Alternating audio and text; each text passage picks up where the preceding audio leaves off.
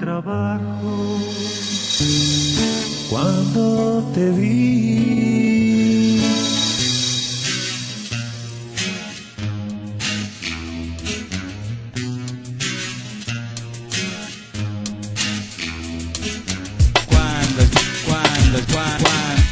¿Cuándo llegará el socialismo? Cuando voy al trabajo, bolso bajo el brazo, muy poco descanso en esta era, pero pienso en ti, compañera de mis días y del porvenir. ¿Qué decir? ¿Cómo te lo explico? Con todo lo que soy, subiéndome a la micro, me tiro a la piscina por vos, lo digo, jugándome la vida en todo lo que escribo, porque hoy por hoy tengo la sensación de estar mucho más vivo, como las de Boracella, roja y negra, como las ideas nuestras, como la rabia con anclaje en trincheras populares, actividades, viaje, clase, cada uno hace lo que hace, hay que prepararse o no, necesidad de organizarse, y me reía al descubrir una tarde que ya te quería mucho más que antes, mujer militante que va al combate, peor que morir es callarse en vida, por eso a veces esta rebeldía duele en las costillas. Dime tu historia, yo te cuento la mía. Dime tu historia, yo te cuento la mía.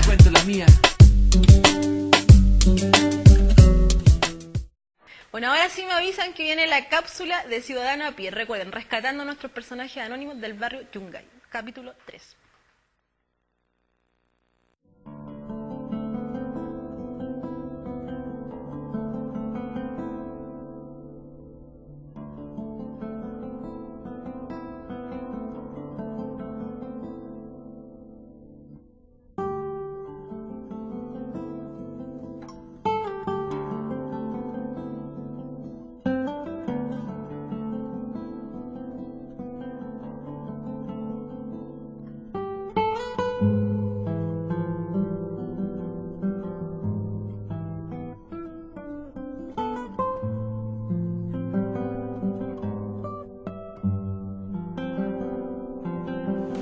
Yo estudié periodismo en la Chile.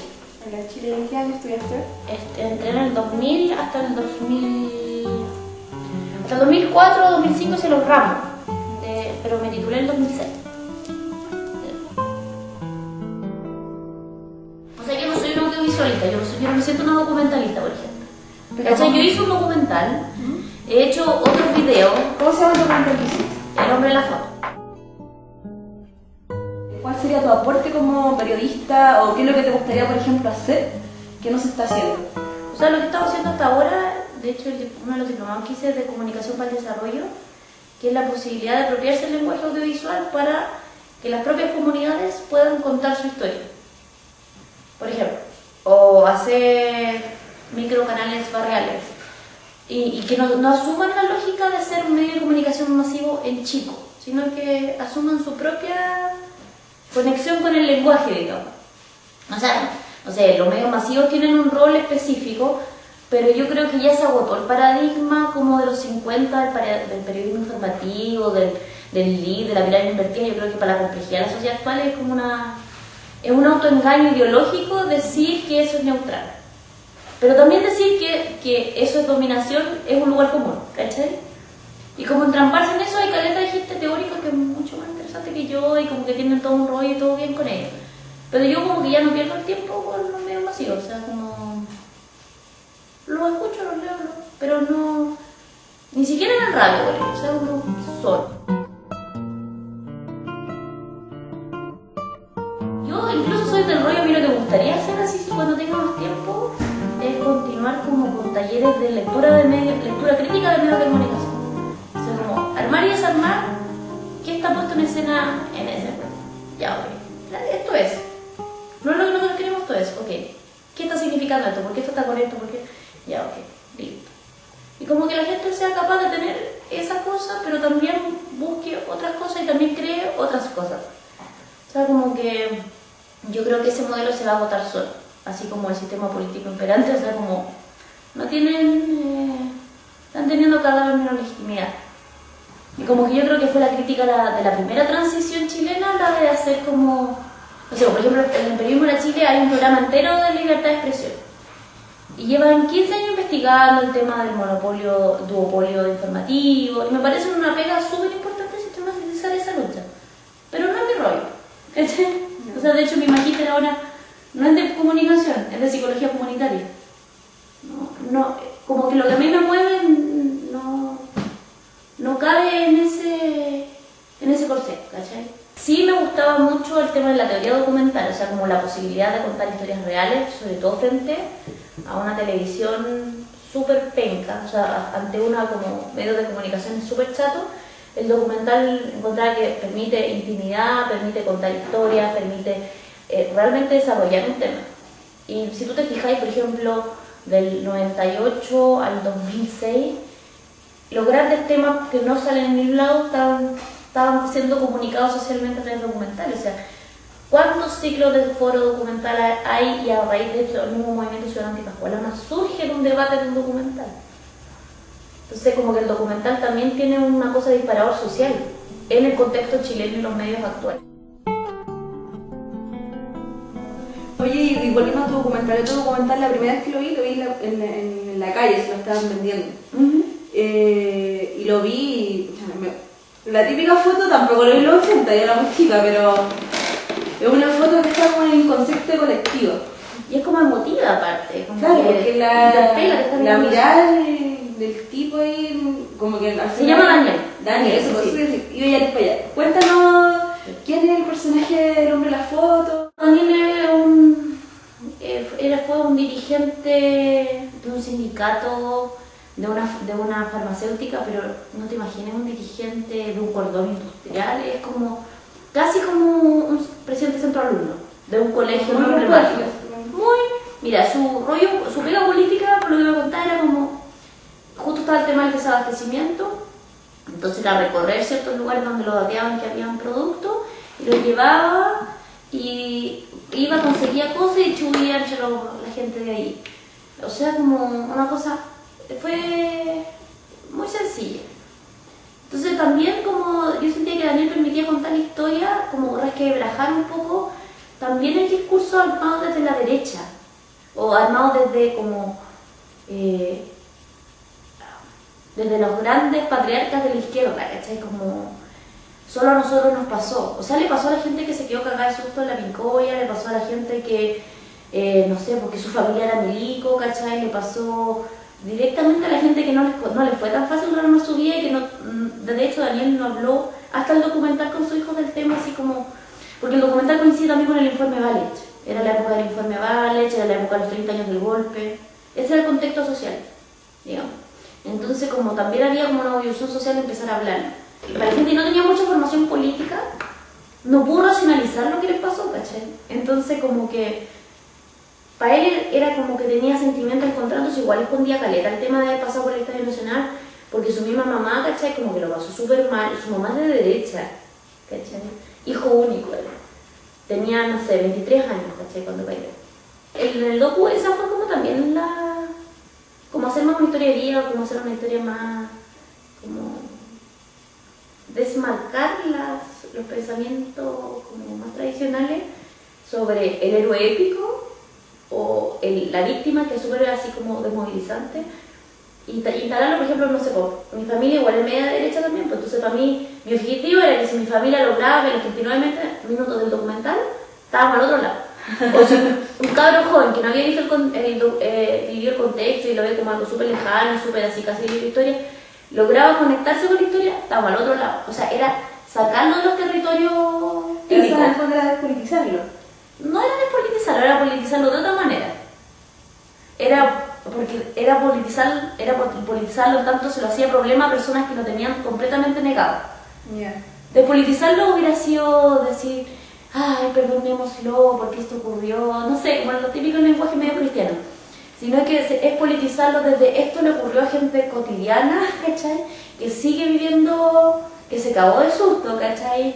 Que sigue viviendo con nosotros, que es la historia negada, que la transición con su super pacto cayó, pues, ¿cachai?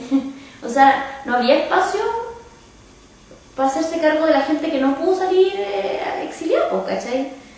No hubo espacio como en el imaginario social. Entonces como que yo siento que no es politizar para nada, es como politizarlo desde la subjetividad, ¿cachai? Como desde desde retornarlo a la conversación social en espacios en que esto no era tema. ¿Y lograste?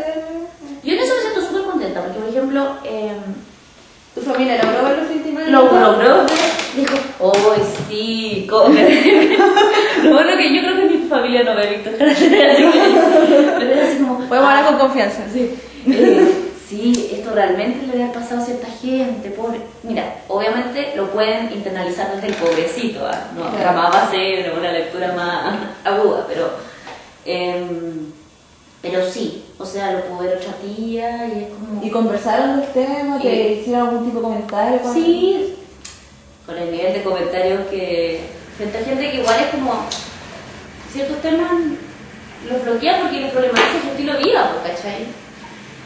Pero lo que más me puso contenta, por ejemplo, ya bueno, lo que era obvio, ¿cachai? Como la garucha fácil era gente que vivió del 70 al 73 militando, entonces que esto les movía su emoción y les servía para significar. Pero esa terapia ya se ha hecho un poco.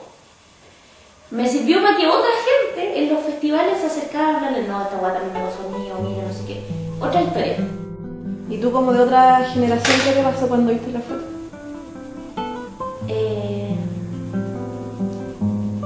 Me lo hizo más cercano, yo creo. Me lo hizo más real. No tan racional, no tan así como, ya, tantos detenidos, les hicieron esto, porque al final se genera todo un morbo, ¿cachai? Sobre todo, insisto, este documental fue hecho en la época del informe Valech, que hace el Valech narrar el horror, pero no busca ni culpable ni se hace cargo de reparar más allá del tema monetario o el tema del reconocimiento institucional. Pero fue súper pocas las lucas que se soltaron, por ejemplo, para terapia para la gente, ¿cachai? Incluso en el proceso mismo de los testimonios, que es una hueá doble-victimizante brígido, ¿cachai? Entonces, como que siempre también ese fue era lo que más me urgía mientras estaba haciendo el documental. No caer en el mismo morbo. ¿Cómo hacerla para no provocar más daño? ¿Cachai? Y cómo, ese era por un lado, y cómo hacerlo que fuese político, pero no generara las barreras típicas ni los anticuerpos. ¿Cómo pasar colado? ¿Cómo ser un poco así como... No te estás dando cuenta, pero te lo estoy instalando en tu imaginario, ¿cachai? Te amplío un poco el espacio de representación. Y yo sentía que era parte de mi deuda con el país, así como hacer algo con el tema de derechos humanos. Así como me gustaría hacer algo ahora, en entender como los derechos humanos del siglo XXI, digamos, como derechos también de historia o cosas así, como de derecho a la autodeterminación de los pueblos, como más de los derechos sociales y económicos, ¿cachai? Como una... ¿Y estáis con algún proyecto audiovisual para desembocar todas esas inquietudes o en realidad ya está ahí por otros lados? He venido haciendo algunos temas ambientales, pero como videos educativos para comunidades, para comunidades, para ellas mismas. No son videos para festivales ni para mostrar en YouTube. De hecho, parte del compromiso es no mostrarlos en esos espacios. Es como un ejercicio autorreflexivo de esas comunidades y para su lucha, por ejemplo, contra las mineras. Eso fue un rollo. Y ahora estoy metida como... pero de una manera muy lenta porque como que no tengo mucho tiempo. Entonces, en un documental sobre la salida del mar para Bolivia, de nuevo me voy a meter en un gran tema que todo el mundo ha tocado y que está súper ideologizado, como desestructurarlo. Entonces vamos a hablar como desde cómo se instaló históricamente, por ejemplo, el pensamiento de esto como un problema. Por un lado, o sea, como hay un recuento histórico, cuáles han sido las estrategias de salida al mar, cuáles eran los intereses creados en esa época, pero también cuáles son los actuales con el tema del nacionalismo y todo, pero ni siquiera yo me voy a hacer cargo de esa línea, o sea, como que yo armé la estructura, pero yo me quiero hacer cargo de decir, oye, pero parece que hay un cierto sentido instalado de que estamos más integrados de lo que pensamos, como en práctica social. Entonces, ¿por qué la fiesta de la Chacana el sábado? ¿Por qué las comunidades de Cancosa que visitan el verano juegan partido de fútbol con bolivianos que quedan a 3 cuadras? No sé, no 3 cuadras, esto es una pampa, pero me refiero al otro lado de la frontera de quién. ¿Cachai? ¿Cuál es la frontera?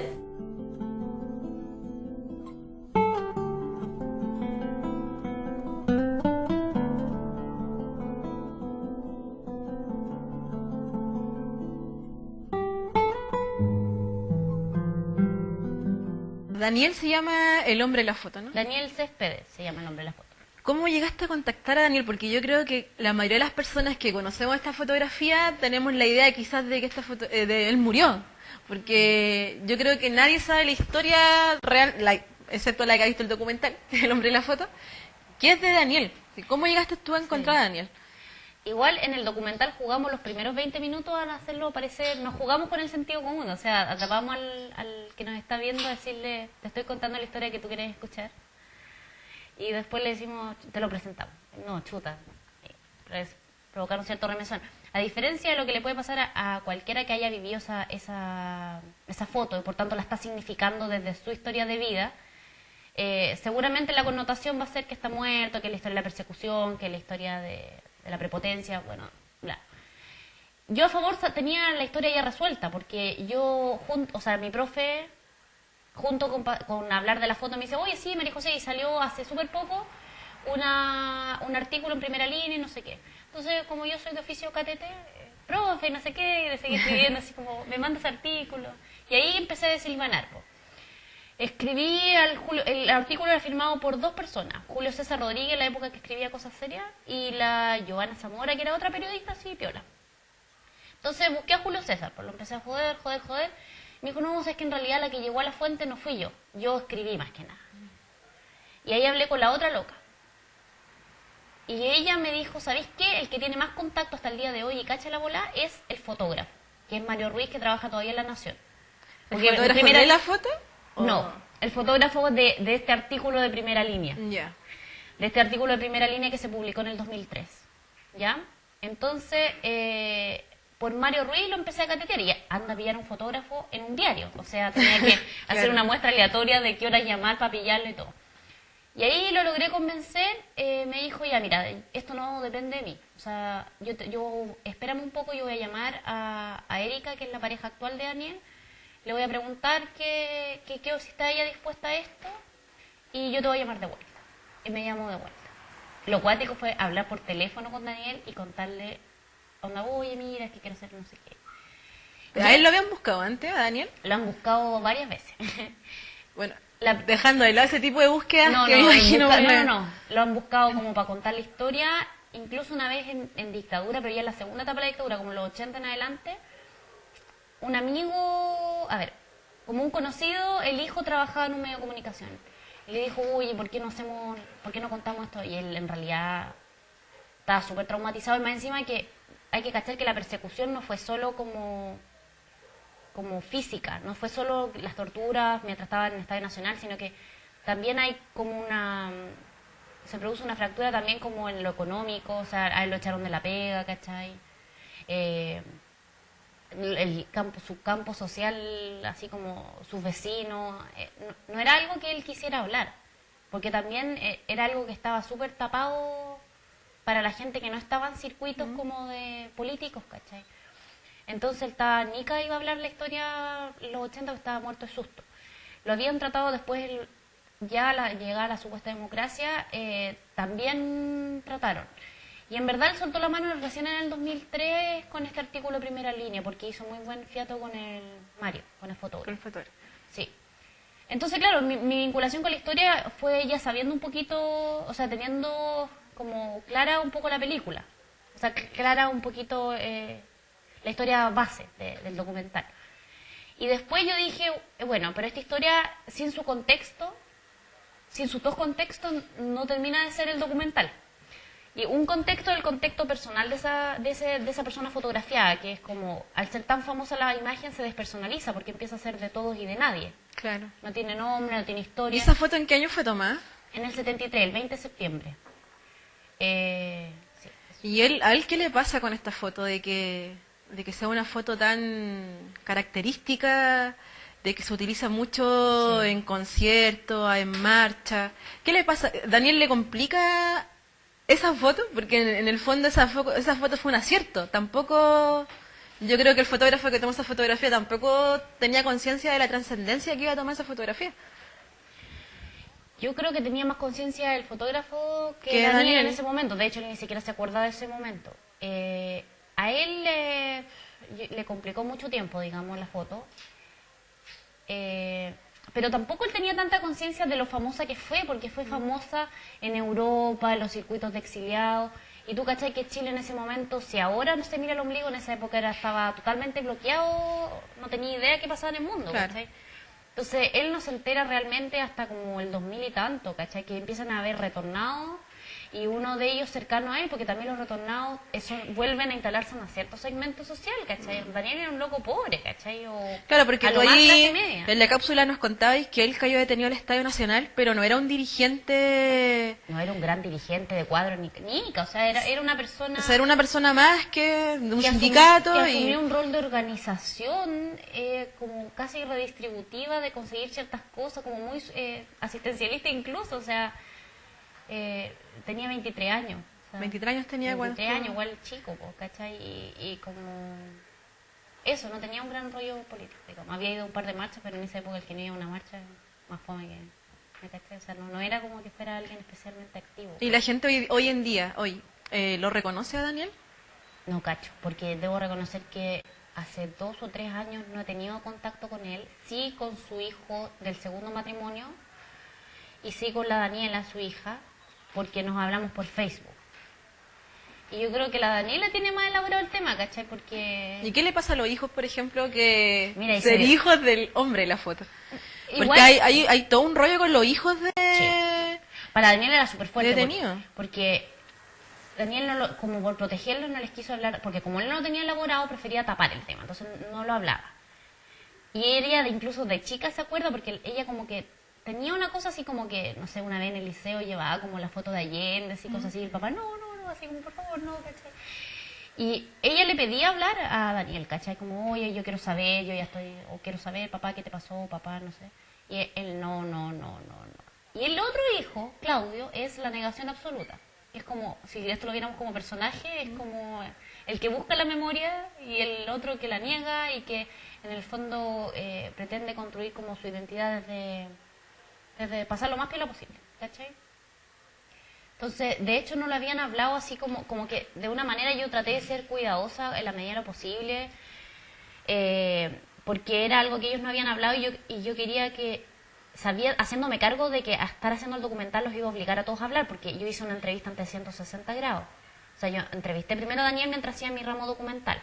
Y ahí hablamos de tantas cosas tan profundas, es como que habíamos ido al tiro a la profundidad, que lo que yo hice mientras iban pasando las grabaciones es como hacer toda la vuelta. O sea, yo partí entrevistando a la Chepita, a su mamá, ver cómo ella había vivido. Después la Daniela, sola, todo solo, no lo junté. Daniel, el hijo chico, como él había vivido, como él se conectaba con el tema, su nueva señora. Él que me contara más de su vida, de otras cosas. Y la última grabación fue cuando vamos juntos al Estadio Nacional y volvemos a hablar de temas duros, ¿cachai? ¿Y cómo fue esa visita al estadio? Después, porque ¿él volvió o era la primera vez que volvía al estadio? Era la primera vez que volvía al camarín donde había estado encerrado. Y sí, fue súper fuerte. Yo creo que obviamente fue más fuerte para él, pero para nosotros igual fue como de cuidar el momento, para no, como el tema de la doble victimización, o sea, hacerte cargo de lo que está pasando ahí, ¿cachai? No como buscar la imagen bonita, no sé qué, o buscar como la pregunta insistente. Claro, porque también este tema ha sido manoseado igual. Sí. O sea, si viene un tema importante que tiene que tocarse, que yo soy del pensamiento que estos dos tipos de documentales tienen que pasarse en los colegios, un país tiene que hacerse cargo de su historia, pero también se ha lucrado mucho con la dictadura. Aparte que es la historia que es presente, pues si no es una historia como remota, es la historia que nos constituye la forma en que nos relacionamos ahora. O sea, es una parte del cuerpo que no es algo como de este perímetro, una parte que está en esta esquina y entender la parte como un sector que podemos aislar, sino que es una parte como si fuese un cuerpo, pues, ¿cachai? Una parte que constituye el todo social, entonces como que... Pero, por ejemplo, tú tocaste un tema en la cápsula que decías que tu documental era desde otra manera políticamente mirada, observada, que era como... Siempre como que este tipo de documentales los ves solamente un tipo de gente. Sí, eso es lo que diría. Y tú querías lograr que esto fuera como que generara un diálogo, como... ¿De dónde nace esa motivación en el fondo? De interesarte de que esto fuera algo más horizontal y no que siempre fuera la misma gente... Yo creo que tiene que ver con hacerme cargo como de mi propia historia y ponerla en valor, digamos. O sea, ok, como de dónde vengo, lo que sea, me ha permitido conocer distintos tipos de gente. Porque, por ejemplo, tú cuando niña, ¿se tocaban estos temas en tu casa? ¿Tenías acceso a saber lo que ocurrió en un momento determinado en Sí, Chile? no. Cuando chica, poco. Mi sensación de los milicos era cuando iba a comprar el pan, en la esquina viven los de la facha, entonces habían ametralletas todo el rato. Y Pinocho vivía relativamente cerca. Entonces era una zona súper resguardada. ¿Qué vecinito tuviste? Bueno, Pero cuando hiciste el documental o lo comenzaste a hacer o se lo planteaste a tu familia, mi tesis va a ser esto. no perdí, nuevamente con lo medio vacío. No perdí mi tiempo. Lo perdí. No, bueno, yo creo que parte importante como de mi toma de conciencia articulada tiene que ver con la U. Como Tú eres de la Universidad de Chile. Como el contacto directo con personas muy consecuentes. O sea, gente que fue la directora de la APSI, de todas esas revistas que dieron una pelea súper importante, gente que cayó presa, que estuvo en todas las peleas que hubo que dar, digamos, y que tú las seguías ahí teniendo súper cercana y súper como bien. O sea, como que ellos, nuevamente la duplicidad entre la razón y la afectividad. O sea, no solo daban buenos argumentos, sino los locos eran súper potentes personalmente en el tiempo actual. Entonces, eso te hace tener mucho menos distancia con estos temas. Es que él yo creo que se sintió súper parte. A él le pasó también que con haber caído preso no pudo estudiar. Como que el sindicato le iba a pagar la universidad y todo. Entonces, él tiene un rollo acuático como con... Él se conectó mucho con que era mi tesis. Y que era mi tesis que me iba a permitir titularme. O sea, como que en el fondo vio lo que a él no se le permitió hacer. Sí, yo creo que desde ahí hizo los esfuerzos que hizo. Y Y a volvió ti- buena persona. ¿Y qué te pasa a ti con eso, por ejemplo? De que él, a través de ti, como que sienta quizá algún tipo de... O sea, para mí eso es uno de los mayores logros del documental. Ese haber llegado como a espacios distintos, al cine, por ejemplo, estar en el ciclo de foros del Le Monde Diplomatique o estar en FIDOX es lo esperable. A mí me gustó estar en Cine al Parque o haberlo mostrado, que ahora lo usen profes de historia y que un amigo que es el que piratea la película y la vende en la calle, me cuenta pues, que como que los cabros así como hasta 20 años les encanta, porque es cortito, porque no tiene tanta información, dando dato duro, como que engancha muy bien.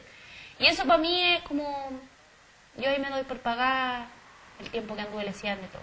Que fue mi aporte, o sea, yo creo que cada uno aquí, si te haces cargo de que eres parte de ese cuerpo social, como que cada uno tiene que hacer un aporte específico desde lo que puede y desde lo que quiere también.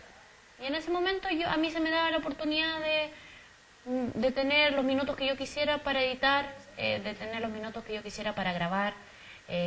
Solo dependían que yo paralelamente iba trabajando para poder ir financiando parte de las cosas, pero como que era un espacio súper protegido para tirarse un poquito a la piscina, si tampoco fue tanto. No, te queremos agradecer de verdad haber aceptado nuestra invitación de mostrarnos... No, ya, tu- pero vivo en Cabin con la Alameda, como no me Ah, decís pasando dónde el vivo. mostrarnos el docu, a conversarnos más de este personaje, el hombre de la foto, y enterarnos de lo que fue él, po. Así que te queremos agradecer.